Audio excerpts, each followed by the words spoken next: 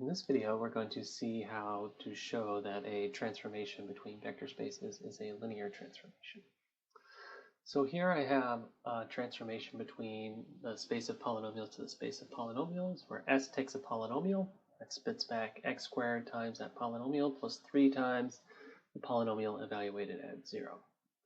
To show this is linear, we need to check two things. We need to check that it respects addition, and we need to check that it respects scalar multiplication. So let's do addition first. So we need to take two polynomials. We want to check if we add them and then apply S, if that's the same thing as applying S to each of them and then adding them.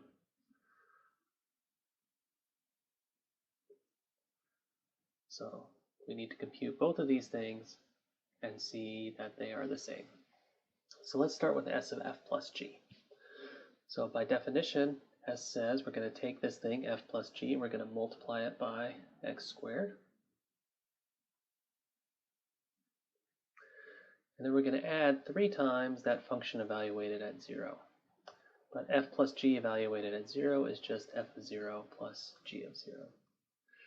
So we've got x squared f of x plus x squared g of x plus 3 f of 0 plus 3 g of 0. Now to compute S of f plus S of g, we'll do S of the f, which is x squared f of x plus 3 f of 0.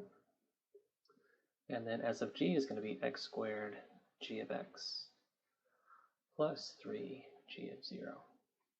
And these are written in a different order, but it's clear that they're the same thing. So we can conclude that S respects addition. Now we need to check that S respects scalar multiplication. So we're going to take a scalar c and look at S of c f of x. So that's multiplying by c and then applying s, or applying s first and then multiplying by c. So we need to compute both of these. So starting with the first one, S of c f of x, we'll take x squared and multiply that by our function c f of x. And then add 3 times c times the function evaluated at 0. So we've got what, cx squared f of x plus 3cf of 0.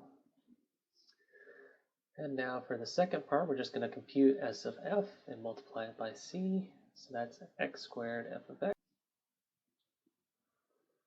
plus 3f of 0. So we have cx squared f of x plus 3cf of 0. And sure enough, those are the same thing. So our map S respects addition, it respects scalar multiplication, therefore it is a linear transformation.